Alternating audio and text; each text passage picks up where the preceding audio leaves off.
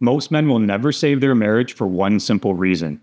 They don't understand what to do when their wife has emotionally checked out. She feels distant and isn't trying to fix things, so men hear that phrase and immediately assume that checked out means the decision to leave has already been made on her end, and they are just waiting for the paperwork to show up. So in this episode, I want to help you understand what checked out actually means, which phase of the 3 emotional checkout phases your marriage may really be in, and what to do if you want to make reconnection possible and save your marriage regardless if she's checked out. Before we jump in, give that like button a tap if you appreciate me making videos like this. One of the easiest things to do when your wife seems quieter and is less affectionate is to interpret that she doesn't care anymore. You notice that she's avoiding conversations about the relationship, she's emotionally flat, but that does not mean she doesn't care or the relationship is in its finality. She is exhausted from having to shoulder the emotional leadership role in the relationship, so she is drained to the point where she can't do it anymore. Think of it like a phone that's still on, but it's running on like 1% battery. The screen is dim, the responses that you're getting are really, really slow, and some features just literally stop working. But the phone isn't dead yet, and that is the same thing with your wife and your relationship. Where men go wrong is that they don't recognize this as a low power state and not a complete shutdown. She's not completely shut down to the idea that things can get better and that there can be reconnection, but the emotional exhaustion has reached a point where she can't put any more energy into it on her end. So because the common reaction from men is that they believe she either doesn't care anymore or it's just a matter of time before she leaves, they mistakenly make the move that ends up pushing her from withdrawal into actually leaving becoming a reality. When men sense emotional distance, you start to panic and go into overdrive. Suddenly there's this urgency, so you try to talk to her more and do anything you can to fix things immediately so you can go back to having a good relationship again. You want her to know how you feel about her, how much you love her, and what she means to you. If you can just communicate that more clearly to her, because you feel that that's where you slipped up recently in the relationship. But if you can do that, she's going to understand and she's going to bring everything back to feeling somewhat normal.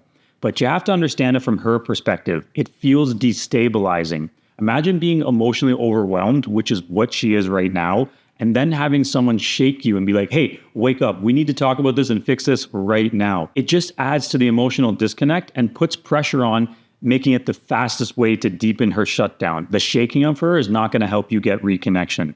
I promise you, don't get swayed by advice from people you know or by watching sitcoms and seeing the dynamic where the man pours his heart out and it turns everything back around.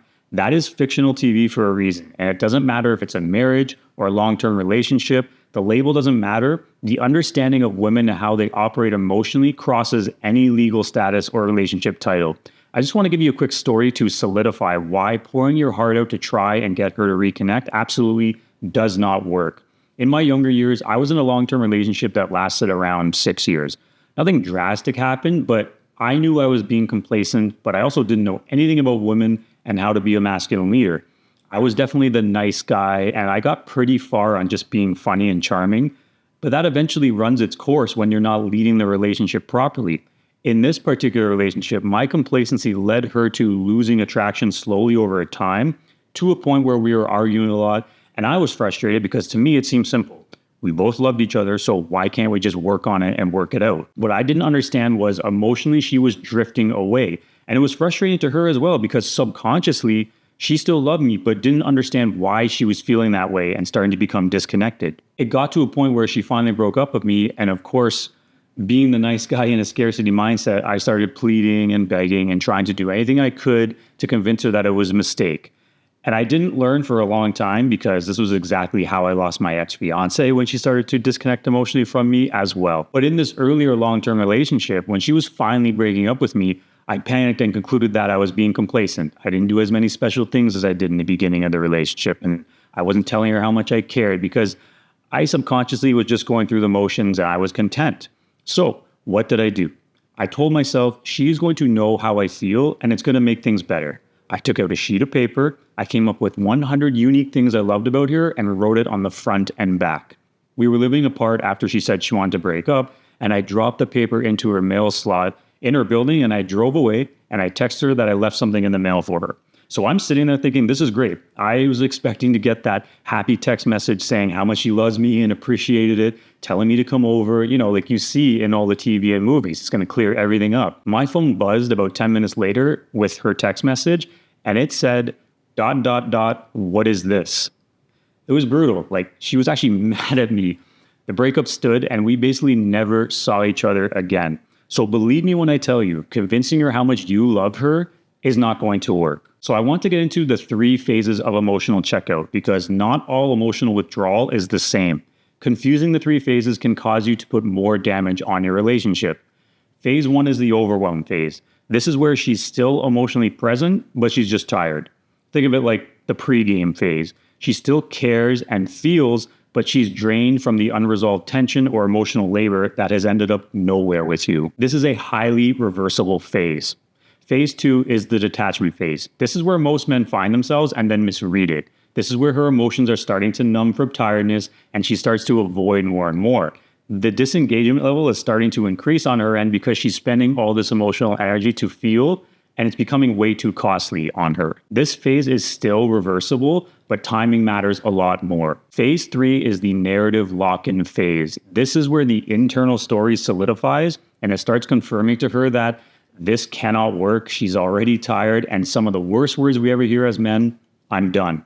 In this phase is where her emotional energy has already been redirected to how she's going to live independently, and it's unfocused on anything to do with repairing the relationship. She's already imagining, again, not necessarily on purpose, but just because that's where she's been driven to emotionally, but she's already imagining a life without you. The critical insight is that most men react as if their wife is already in phase 3 when she's actually in phase 2. So what you do in phase 2 often determines whether phase 3 ever happens. The story I told you about my ex long-term girlfriend when I was younger, if I would have recognized these patterns and when she was in phase 2 and moving into phase 3, I could have done the right things to turn it around.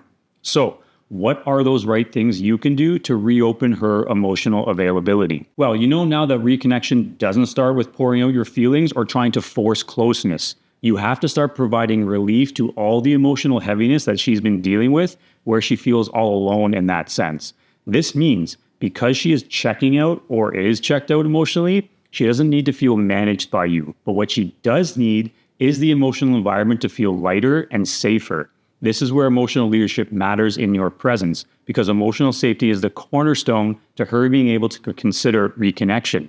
And I have a video here on how to rebuild trust and emotional safety, but you need to start by being calm, grounded, and consistent.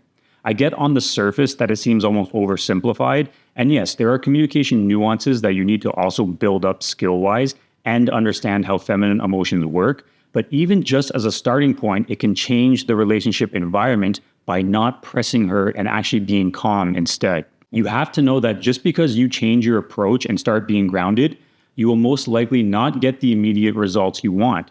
You have to be able to be uncomfortable while you're improving your presence, but not getting the response from her yet. There has to be time that you allow her to breathe emotionally so she can recalibrate. Because what she is going through is she's going to be working through whether this is actually the new you or not. She's not going to trust it at all at first. And you can't blame her for that, because most commonly there's this long period of complacency and a rough patch where you weren't showing up like this. So her confirmation bias is going to tell her that you're just performing to get a result out of her. When you are impatient and collapse because you don't get that positive feedback right away, it reassures her that her confirmation bias is right. If your wife or partner is emotionally checked out, it is not too late to save your marriage or relationship, but the further along in the 3 phases that she gets, the more challenging it becomes. You have to immediately pivot from what is not working. And based on my own personal experience and that of all the men I have coached, that is trying to convince her or plead with her to reconsider the direction of the relationship. This has to stop immediately, and you have to, at a very minimum, start showing up in your interactions as a calm, grounded man. On top of that, I mentioned there are specific communication skills with her that make her feel safe emotionally and allow you to start being the masculine leader of the relationship. You don't want her going from phase 1 all the way to phase 3 of being checked out, because you're just making it harder on yourself. So to start learning these skills, go watch my free relationship rebuild masterclass. In that masterclass, I break down the entire blueprint to saving your marriage, which includes the step-by-step pillars that allow you to become the leader of your relationship, that allows her to naturally reconnect with you. If you're thinking, I'm not a leader, I am just a nice guy who cares about his wife and really wants to fix the relationship, I know how you feel because I was the same way for a long time. But I also know I kept getting the same results when I was doing the same thing. The results you're probably getting right now, which is the relationship going in the wrong direction. I promise you, you have the ability to both be caring for her and a masculine leader in the relationship. And that is exactly what she wants you to be. The best part is you don't have to get her buy-in to start doing something impactful that will change you and your relationship dynamic forever. So go to the link in the description below and watch the free masterclass today. If this video helped you out, gave you a new perspective and a newfound hope that you can turn things around, go ahead and hit the like button and subscribe to the channel as well. I'll see you in the next episode.